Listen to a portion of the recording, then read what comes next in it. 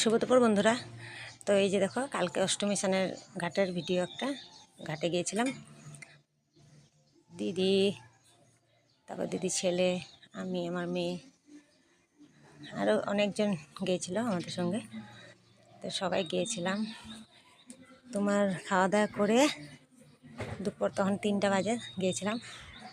সকাল দিকে যাইনি, সকাল দিকে মানে গেলে ভালো হতো, কিন্তু সকাল দিকে তো যাওয়া সম্ভব না, বাড়ির কাজ টাজ করতে লাগে। আর ওখানে গিয়ে বিশ্বাস করো, হাঁটতে পারছিলাম না, এতটা ভিড় ছিল। মানে কি বলবো, মানে ভিড়ে মধ্যে ঢুকে গেছিলাম না, কি বলবো। আর বেরোতে পারছিলাম না, আগে যেতে পারছিলাম না, পিছনে আসতে পারছিলাম, এরকম হয়ে গেছিলো। মানে অনেকটা ভিড় ছিল। তারপরে এখানে দেখতে পাচ্ছ শিব পার্বতী সেজেছে, সেটা নীল পুজোর চৈত্র মাসে হয়।